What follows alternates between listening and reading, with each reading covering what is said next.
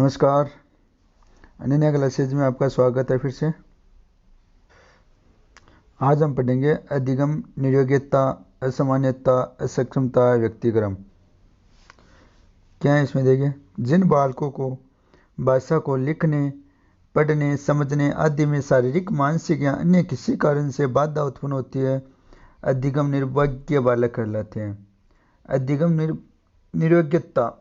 नियोग्यता के पीछे मानसिक संरचना व क्रियाओं में विभेद होना भी एक कारक है। इससे बालकों को संख्या, दिशा, समय, वर्तनी संबंधी अशुद्धियाँ, अंकगणितीय गणना करने, मानचित्र में कोई स्थान ढूंढने आदि में बाधा उत्पन्न होती है। अधिगम नियोग्यता निम्न प्रकार की होती है। डिस्ग्रेफिया, लेखन संबंधी व्यक्तिक्रम, डिसलेक्सिया, अलेक्सिया, पठन या वाचन संबंधित व्यक्तिक्रम, डिसकैलकुलिया। एक बार वापस देख लीजिए, बहुत सी बार आते हैं।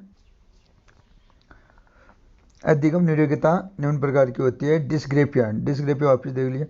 लेखन संबंधी व्यक्तिक्रम, डिस्ग्रेफिया के अंदर लेखन संबंधी व्यक्तिक्रम। डिसलेक्सिया या अलेक्सिया, पठन या वाचन संबंधी व्यक्तिक्रम। डिसकैलकुलिया, गणितीय व्यक्तिक्रम। डिस्प्रेक्सिया, लेखन, पठन व गणितीय व्यक्तिक्रम। अफेजिया, भाषाघात होना अर्थात बोली बंद होना, अर्थात सुने हुए शब्दों को समझने में कठिनाई होना।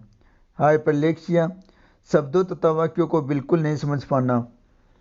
अधिगम स्थानांतरण, अंतरण तबादला, जब एक स्थिति में सीखा हुआ ज्ञान किसी दूसरी स्थिति में प्रयोग किया जाता है तो इसे अधिगम स्थानांतरण कहते हैं।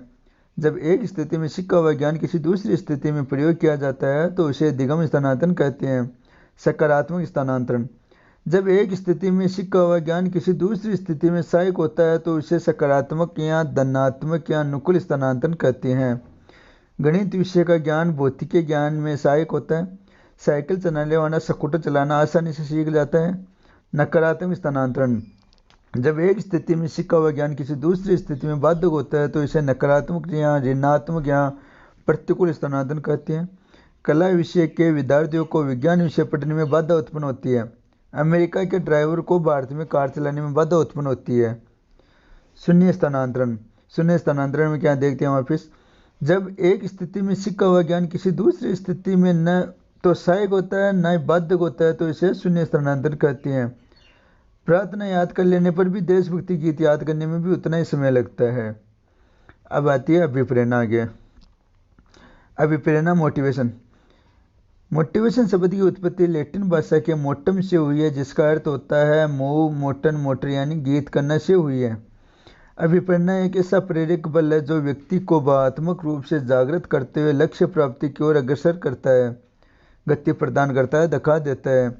अभिप्रेरणा की परिभाषा क्रेच एवं क्रचफील्ड के अनुसार अभिप्रेरणा हमारे क्यों का उत्तर देती है। स्किनर, अभिप्रेरणा अधिगम का सर्वोत्कृष्ट राजमार्ग है। क्रेच एवं क्रचफील्ड के अनुसार क्या है, अभिप्रेरणा हमारे क्यों का उत्तर देती है। स्किनर, अभिप्रेरणा अधिगम का सर्वोत्कृष्ट राजमार्ग है। गुड, किसी क्रिया को आरंभ करने से उसे जारी रखने व नियंत्रित करने की प्रवृत्ति भी अभिप्रेरणा है। अभिप्रेरणा की विशेषताएं, अभिप्रेरणा अधिगम का सर्वोत्तम सोपान, अभिप्रेरणा अधिगम का सर्वोत्कृष्ट राजमार्ग है, अभिप्रेरणा अधिगम का शरणपथ है, अभिप्रेरणा अधिगम का हृदय है, अभिप्रेरणा अधिगम का मुख्य चालक है, अभिप्रेरणा अधिगम के लिए अनिवार्य स्थिति है। अधिगम सर्वोत्तम होगा जब अभिप्रेरणा होगी। अभिप्रेरणा की क्या स्रोत है, आवश्यकता, चालक, अंतर्नोद। पहले देखिए आवश्यकता, किसी भी वस्तु का अभाव आवश्यकता को जन्म देता है। प्रत्येक व्यक्ति की कोई न कोई आवश्यकता होती है जो उसे क्रिया करने के लिए प्रेरित करती है। चालक, अंतर्नोद, प्रनोद, प्रत्येक आवश्यकता से जुड़ा हुआ एक चालक होता है। जैसे भोजन की आवश्यकता से जुड़ा हुआ चालक है, भूख पानी की आवश्यकता से जुड़ा हुआ चालक है, प्यास जो कि व्यक्ति को क्रिया करने के लिए प्रेरित करता है। उद्दीपक, प्रोत्साहन, उद्दीपक सामने होने पर व्यक्ति क्रिया करने के लिए प्रेरित होता है। उद्दीपन के मिलने पर चालक शांत हो जाता है तथा तनाव समाप्त हो जाता है। अभिप्रेरक, उपरोक्त तीनों का योग ही अभिप्रेरक है। अगला देखते हैं अभिप्रेरकों का वर्गीकरण। मेस्लो के अनुसार जन्मजात अर्जित, थॉमसन के अनुसार स्वाभाविक कृत्रिम, गेरिक के अनुसार जैविक मनोवैज्ञानिक सामाजिक अभिप्रेरणा के प्रकार।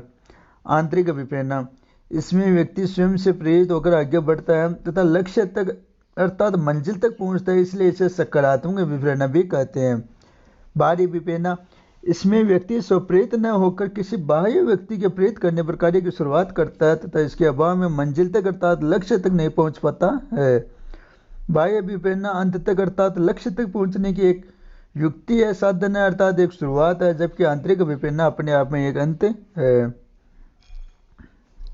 अब आगे आते हैं विप्रेरणा के सिद्धांत। अब विप्रेरणा के सिद्धांत हम नेक्स्ट वीडियो में देंगे, आज के लिए यह काफ़ी है।